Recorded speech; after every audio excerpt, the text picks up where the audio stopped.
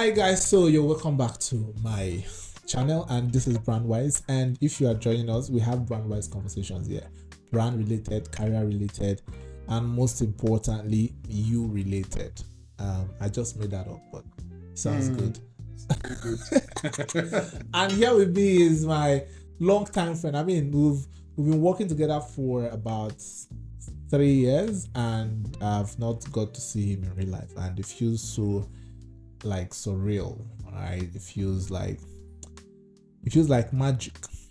I mean, And it's such a fantastic. I mean, the circumstances that brought us, in the work environment was such an interesting one, and it's going to be a witness. And so far it's been an interesting one. So I used to ask, are there designers out of Abuja and Lagos? But I mean, he has proven that there are designers out of these locations. So yeah, good to know. So Richard, tell them about you. I mean, Half of the time. okay. So, like you said, right? It's been over 3 years. Yeah, it's over 3 working years. together, speaking almost every single day. Yeah. Working on projects, and you've not got to see like physically, like one-on-one, and that's really been a very interesting and very fantastic state. Very fantastic. I mean, Dr. Bo is one of the greatest hosts you can ever have. Yeah. I'm a good host. I mean, You get so you go far. So it's really nice to be here, and it's really good to see you. Yeah, thank you. I'm so proud of you. Myself here. I'm so proud of you. I'm proud of you. So part of the conversations is, I mean, we designers interact with both clients and we interact with stakeholders. And conversations around this channel have always been brand and stakeholders. So the idea was to have a platform interaction where we talk with creative, we talk with some advanced people to discuss real issues. Issues around projects, issues around career, issues around brands, right? And how we see brands and how we think brands should also see themselves. Because if a brand is performing properly, it means that it's going to attract good creatives. And if creatives are good, right, it also tells on the on the life of the brand. So we want to begin. What have been the major challenge you've had designing for brands? Let's talk about brands first, then we'll move to stakeholders or designing for business. What's the common mistakes you think businesses do or make? Yeah, something of that nature. That is a very good one. From my own point of view, I think one of the major mistakes that I would say brands make, or I say especially startup, right, is the fact that we focus more on what we want to build than even the end users most of the time. Even interesting. Though we have it out there, it looks as if it's a common knowledge that you should prioritize your users first. Yes. Before. But it happens that they don't. But it happens that you don't. It just happens when you get to that place where you're expecting them to put the users first, but then you end up working on just the features that the stakeholders feel like should be accepted in the market, right? So that is one mistake I would say is very. I mean, I've worked with some couple of stakeholders, and I feel like this is something that is reoccurring over time. I've been able to work with some couple of companies, and I feel like it's something we need to address as designers and even creatives that works with them, right? I know that it's a very hard task to convince them not to. It's a very hard task, but I think it's something we still need to find a way to communicate that the users comes first. The users come first, right? When people make money, like when people make money, we have to be practical. When people make money and they want to do something, right? Let me begin with before people make money, especially before product owners make money, or they get funding or something like that. They tell you they are building for impact. They have this very over-glorified attitude of, I want to change the world. The product we are building, after jollof rice, there's nothing else better than this product. Immediately they start hitting some some parts of the project, Yeah. the music changes, Yeah. right? And then you begin to hear things like we need Drift to away. make money. There's a lot of drifting, and by the end of the day, we cycle back. Investors will go back. Creatives will jump from one company to another. You see a creative in a portfolio in 2 years, he has worked for 4 companies, right? So what do you have to say about young startups? Because it's going to affect everyone. Are they really building for impact? What's the meeting point between we building for impact and then we building to come out from SAPA? Because I think these are two major things, and I'm not sure people are talking about it enough. You see somebody today is screaming, I have a product, I have a startup. Yeah. Tomorrow you don't collect $50,000, you don't jackpot. Yeah. Startup we don't see, products we don't see. We don't know what to say about it. Then we wait for everybody because the people's careers are on the line. Yeah. The creative don't have a career path. I can't see where he's going to. He's just jumping from one project to another in the name of freelancing. You've observed this thing. What do you have to say about it? So yeah, I think it's a very interesting topic. Like I mentioned the first time. When it comes to this aspect of creating for impact and also making money, right? Even though on the surface, our founder says that it's for the impact, but I think most of the time it's for the money. Yes. And that's the only way you can tell that is based on the actions they take, right, during the course of the project. And we've seen brands that we see out there that are doing really well. It's because they were creating for impact, not really the money, right? Yeah. Money is going to It come was deep down in their soul. deep down. You understand? So, and that's why most of them will not even market their own marketing campaign, and everything is not on money or whatever they can get. Yeah. It's basically the Real solution they yeah. want to bring to the market, right? Yeah. And how they want to make you feel using their product. Yeah. And we've had products that have been able to do this very well that we don't even know why we're buying them, right? Yeah. Because of the kind of brand, the kind of things they put out there that make us feel like, if I associate with this brand, I feel like even though they're giving you value, Yeah. we shouldn't take that part. What they're giving you is still valuable, but it's not about the money initially. It's all about making life simple, Yeah. making life For easier, people. making people do things in a much better way. Because that's Yeah. the whole essence of building anything. Right? Yeah. You want to give people the opportunity to do things in a much easier way without them stressing, and then still able to achieve much. So the impact is what most founders will say, but we've seen a lot of founders drifting away from it, which is why they overburden themselves when it comes to features, right? Yeah. Because they feel like the more features you add, the more money you will make. Yeah. And that's why they give And you a scope. they don't think about usability. They don't think about the usability, right? They give you a scope, a particular scope that you've discussed at the beginning of the project, and then before the end of the project, you're already adding more and more, and then they keep expanding, and before you know it, you're in a circle, and then you're running there. So I think that's something. So what do you think about adding? There are two things, but before I get to the second one, you talk about adding and adding and adding and adding. And a lot of people, have experienced. A lot of creatives watching have experienced clients adding and adding and adding and adding projects, outside this, especially, when you are young and you're creative, you're trying to, boost your career and realize that you've done a whole lot, without doing anything. Exactly. So how are we going to handle clients that keep on adding and adding and adding, especially, founders that keep on adding and adding? And secondly, is just a comment I'm going to make in the previous things you mentioned. Okay.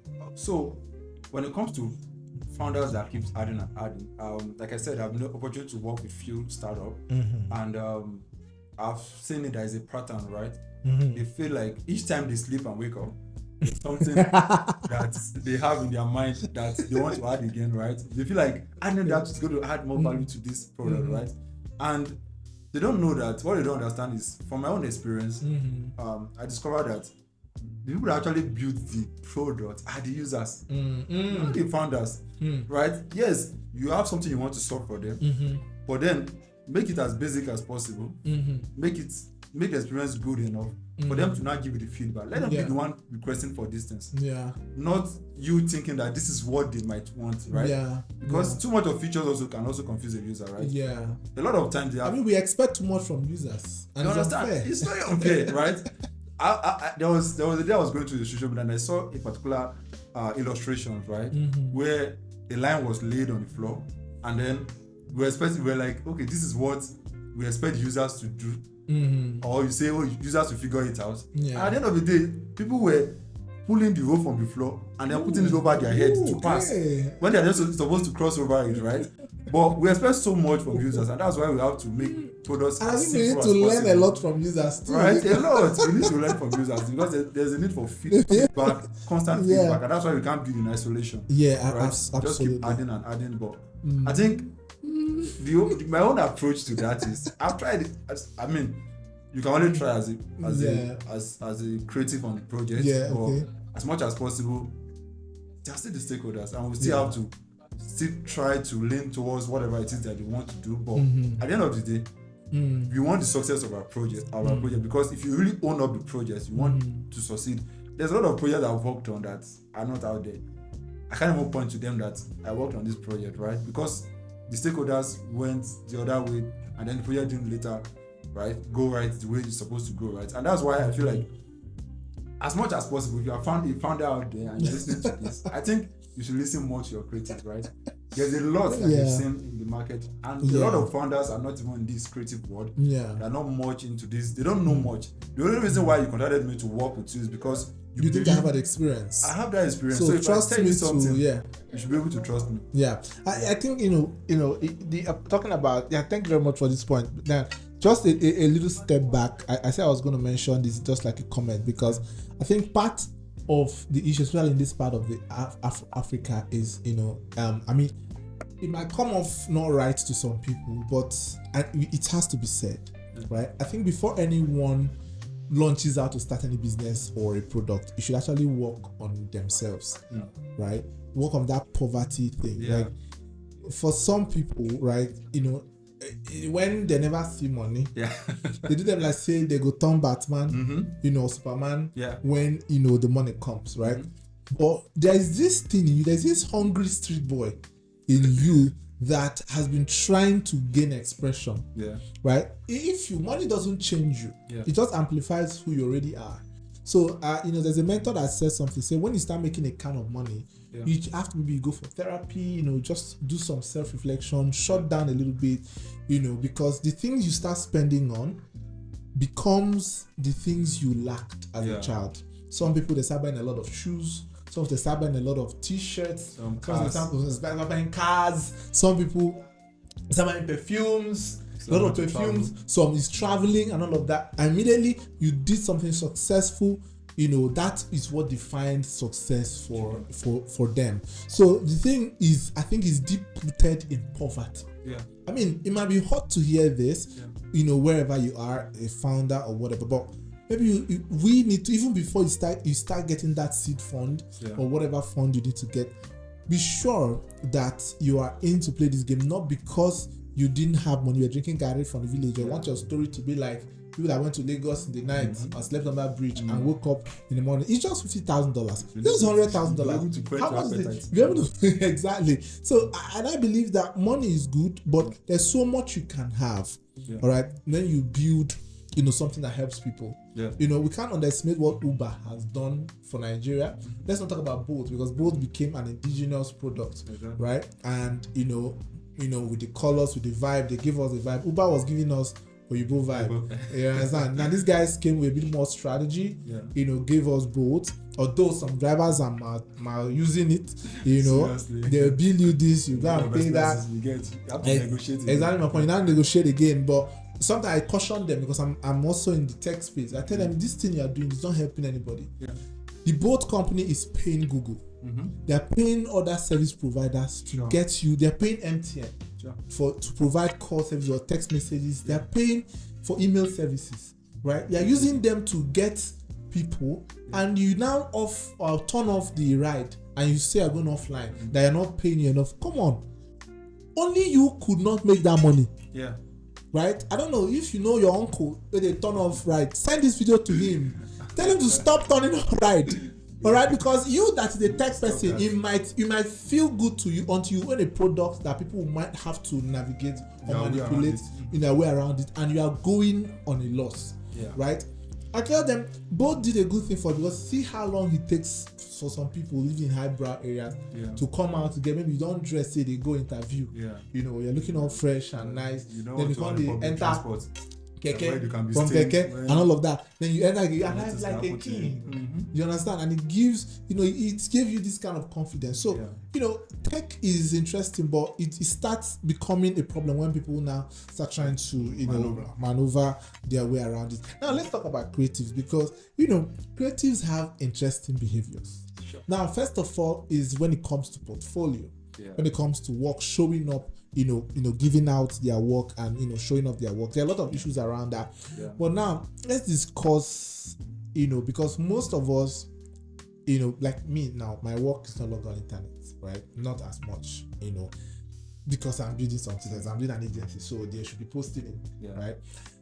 But we realize that there are people that they are not good enough, but it seems like they're the ones that are seen more.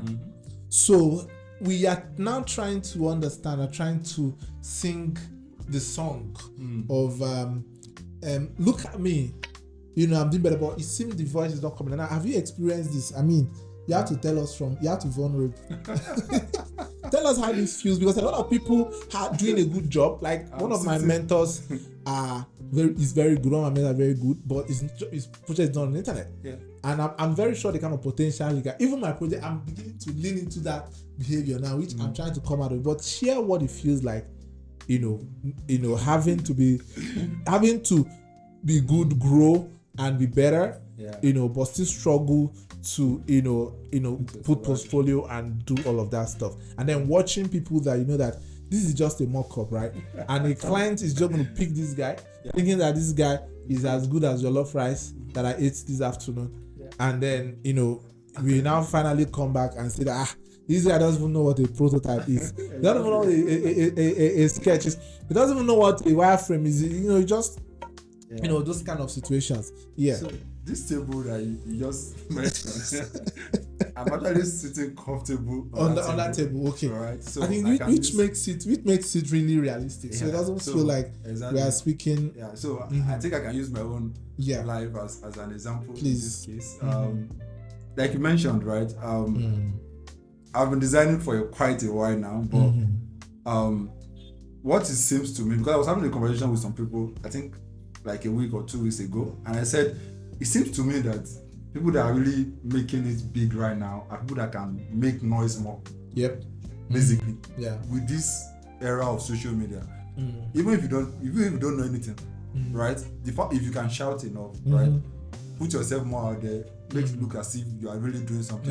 Like better than jollof rice. You understand? So this is jollof rice. Right? And it looks as if, that is what is really working. And for someone like me, like I said, I am sitting on this table very well. Even though I've worked with a lot of time, and I know the kind of feedback I get when I work with clients, like, this job is fantastic, right? No, normally I'm not saying the hot. Like, when they hot, not gonna teach me work. If you check all my social media right now, you won't see much of anything that I've done. My portfolio, I just struggled to build a portfolio not quite long. And on my LinkedIn profile, you won't see much. This year, maybe I've only posted once, right? So, but you will go to LinkedIn sometimes, you see a lot of people that maybe they're just 1 year, even 2 years in the industry, and then they're posting about jobs they've gotten, someone is in their DM and all those things. So, it seemed to me like, okay, the more noise you can make, the more attention you get, right? And I'm beginning to learn that right now. I need to make noise also, right? It's not just building in silence, and we need to call attention.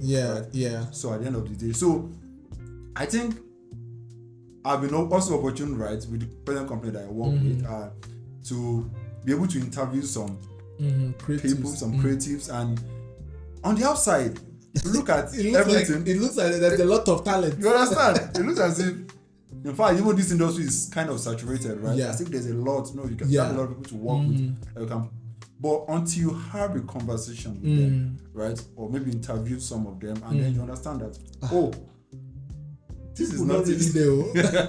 I used to say that people think that a lot of people, especially when you're creative, you think because everything around you screams creatives, until you start looking for somebody to work with, your eye will open. Like Exactly. you go sweat. You see people that their portfolio says a lot of things, and then Yeah. you call them, oh, as a product designer, come and walk me through this, your portfolio, this case study you just walk me through.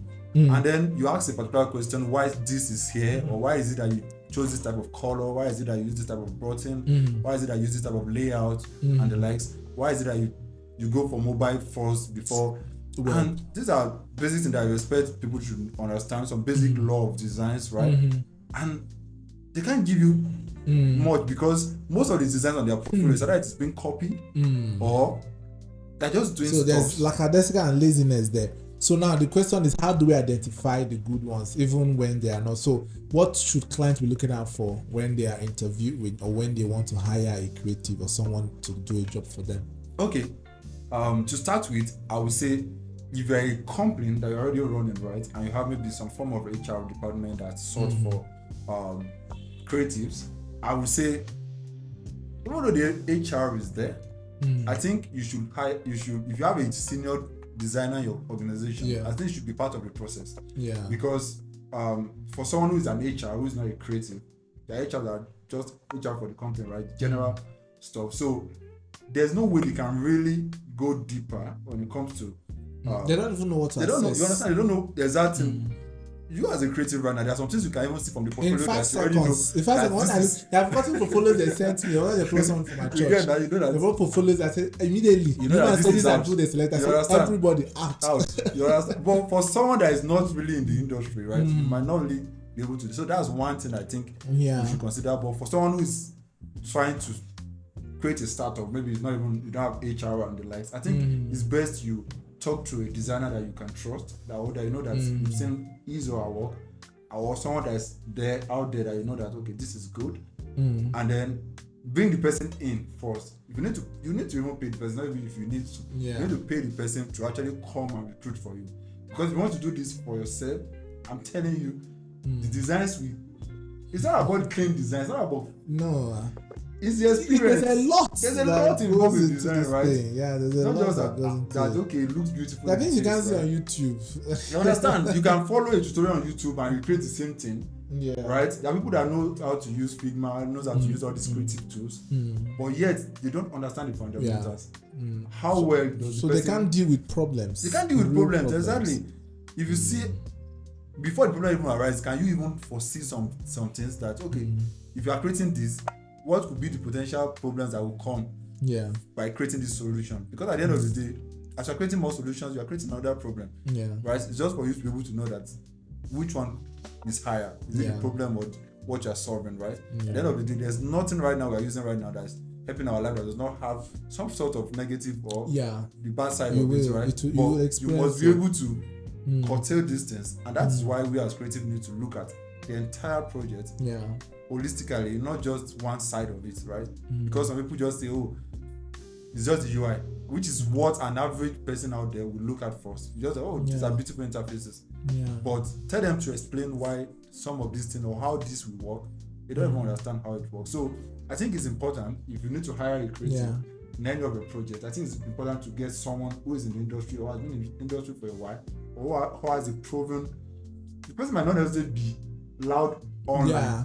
You just need to I put know. it I out just there. know how to. You know them. Just You that know you them. know, ask That is it. questions. You will know You're them. gonna figure From it their out. profile or something. Yeah, you you will know. that this person knows. You know, so I'm gonna ask like 5 very fast questions, very fast questions. So you're gonna be fast in answering. You just have like 20 seconds to answer each of these questions. So number 1, if you had no restrictions, what would you do in this life? What would you rather do in this life? If there are no restrictions, 0 restrictions anywhere, what would you do? No restriction. What will I do? Yeah, what would you be doing with your life? Traveling. Okay. I love seeing new things I because I like love that. art. No, okay. So I love seeing nature. Mm-hmm. So I love to experience different, and I'm still going to do that. Yeah. Okay, if there is something that you are so scared to try, like what is that thing you are so scared to try? I mean, it could be eating snake, but I know you will eat snake. What is that thing that you are so scared to try? Okay, I think it's putting myself out there more. Okay. There's this side of me that wants to still stay where I am right now, just be building the silence. But I think, thank you for bringing me out this way. Oh wow, interesting. Thank you. This is the first time I'm. Wow, that's now I've done a lot, and he has potential. How is he? He has vomiting power. You get so it's something that I feel like I should do more, and I think that's what I've been really scared of, putting myself out there, and basically, yeah, I think that's it for now. So now, I mean, there are a lot of risk. We know things about risk, right? Yeah. So when it comes to design, I mean, you guys take a lot of risk. But what is that risk that you take that clients don't see, right? In either delivering their own work or getting the actual project right. What's that particular risk that you take? And I think the major risk that, well, that's the most creative, but personally I would say is my health.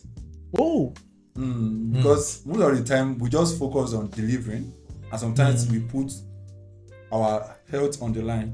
An average creative does not sleep well. You don't have enough sleep. We are struggling with sleep because you need to meet a deadline, right? And some client does not even understand that is the amount of work we put in to get some things done, right? Because we just need to get it done. We don't need to give excuses. So I think our health is one of those things that we put on the line most times. That I feel like some client does not even understand that this is what we put so much into this work. Because some even the way some people belittle your work sometimes just tell you it's not just to design. You hear some just to shake even just to even like go to 3 folders and find the file. They don't understand the amount of work that goes into coming up with mental work that goes into that. Because maybe you are not lifting blocks, so work is not done. I mean, even in editing and cutting this video, I'm already thinking, oh my god, there's a lot of mental work that goes into it, exactly. Right? To put in a lot. Exactly. So what do you think people design for recently? Like, are they designing something people will use or something people will stop and look at? Right? You get my point? Yeah, I think I get it. So I think it's basically what people will stop at and look at. I would say is more pronounced right now because of this attention that everyone just wants to get. Because at the end of the day, it looks as if we are all building almost the same thing. Yeah. Interesting. Right, exactly. So at the end of the day, what are we now pursuing at that point? Is it really what people will use, or we just want to be out there that we are building something? I've struggled trying to pay online. I've not still seen a stable online payment. I have a lot. And then there's a lot, and you can't still say, right? Authentication will fire you first before you understand. So and then you don't know if you put your money, it's going to come because before they actually get to the route where they feel like we can be that confident that this thing will go through, or sit down and really get this thing. They're already thinking of another product to do again, and that limits how far we can really go, right? Up to today, people are still building products for people to get money outside the country. Into this country. Up to today, people are still building that. So what I mean, I may not be as knowledgeable, I may not be as maybe grounded to make observation, right? I'm also thinking, I know there will never be a time the system will, there will be a system where we have founders that will come together and have a consensus on how they can make fintech easy for everyone of them and meet, the needs of everyone. Because sometimes I think there is this part of, I won't call it bureaucracy, government, want to control. Everything. But I feel that if founders, that are into the fintech should come up with together and figure out a way how they can, I mean, there's still going to be competition because there's not going to be a time you eliminate competition entirely. It's very healthy. But it's very healthy. But then figure out a way that all of them are trying to figure their way out of one thing that is stopping all of them. It stops you. It stops Mr. A. It stops Mr. B. Everybody is being stopped in that place, and we're busy navigating this API coming out from this place. Instead of finding a way to address, okay, our country, why are we not accepting that? Okay, what's the regulation? Who do we talk to? How do we come up with a consensus? Should we do a protest, kind of, maybe a digital protest? Just come do something that is significant. This is my honest thinking. How do we engage the government, people? Because I mean, that's when we even start having a real conversation. Exactly. Everybody, you start of a fintech app, you enter your room, gather a team of young boys, sell a vision to them, tell them, oh, we are heading by the next 50 years, valuation will be $2 million. Can't you see Paystack? Can't you see FlipPay? Can't you see FlopPay? Everything they keep flopping. They keep paying. And we are not really talking about what is stopping all of us from pulling this through. Yeah. Right? Because if everybody, all the pays are working, we'll not need more pays. We're looking at other forms of innovation than this pay, that pay, laser pay, com pay, government pay, and none of them pays. So I think that's an amazing conversation right there. Then final question. There is this hustle culture. I'm going to talk about hustle culture. Everybody want to blow. Definitely. Even me, I want to blow. I want to blow. See, I want to blow. I'm still, it's still gonna, so we all want to blow. Yeah. We all want to make money. We want to, try. All right. So where do we strike the balance? What do we have to take? Like, what is everywhere? This is not just about creative again, right? Because we kind of, I think Tola, gave an example. He said because we can see other people, we have something to compare. Yeah. Right? Those days, people, there were no televisions much. You were not living a good life, going about, studying, going to school, no pressure, not much pressure. The only pressure you have is in your street. Exactly. Yeah. Maybe a rich man in your street. Rich man in your street, and and maybe their name is the number one in the street. Maybe Richard or Barrow close. All right. So now papa, now we'll go watch TV there and all of that stuff. But people were a bit more happy. People were satisfied. Now, I was telling somebody the kind of business I want to invest in like 3-4 years is therapy. Because people go crazy. Especially anybody you're not going to follow Yahoo boy. No problem. So now what do you have? I mean, what's your general opinion of what this whole drama and shenanigan is about? Like you mentioned, right? Social media has made this even more pronounced. Because and like you say, not everything out there is real. Because at the end of the day, we put our best out there on the social media, not our worst. So which means that not everything you see out there is actually really real. There are some that are just a mask. They're just masking things up, right? To just make them look good. But it's not really, they are really there. So I feel like it starts from self-awareness. You've been able to discover yourself and know where you want to be and where you're coming from, knowing where you're coming from and where you want to be. Yeah. And being able to come up or put things in place where you can map out how you want to achieve each of these goals, right? Give yourself timeline. Yeah. We know that, it might tarry, but if you work at it good enough, you will get somewhere, right? Absolutely. And that brings me to even how, of course, you know my story. Are you serious? I know your story. You know my story. I know stories, right? Go ahead. The company apparently worked with. I mean, you were one of those people that actually interviewed me. And, I moved from not being qualified to being a team lead today. Oh, right. Power to the people. That was an interesting journey because how was I able to navigate this part, right? It was because I knew what I wanted at that point in time. Yeah. Right? It was the earliest start of my career. Nothing much has been done when it comes to my design career at that point when that opportunity came. And then I put in for that opportunity and after the assessment and everything interview, I wasn't qualified, right? And I know deep down that yes, I wasn't there yet. But there was one drive in me that was driving me like, this is an opportunity for you to grow because of the fact that this is a startup. And if there's anything that startup will do for you, and this is me speaking to beginners out there, you're in the creative world, you're just starting out. One of the places that will really drill you might not get much reward when it comes to finance out of it, but it's going to drill you to hone a lot of Yeah. skills because of that, the kind of environment that it is. But at the same time, what the kind of startup that you actually Yeah, put trying yourself to into, put because- yourself, yeah. So you don't just get used and thrown away. So so I mailed the person back. I mailed the stakeholder back that oh no, yeah, I know that I wasn't qualified for this role, but I'm willing to work for you for free. Yes. That was the card I threw at him, right? Yeah. Don't worry. I know that I have I know what I got inside of me, Yeah. and I know that I can prove a point here, Yeah. and I can really deliver. So give me a chance. I'll work for you for some time. You don't have to pay me.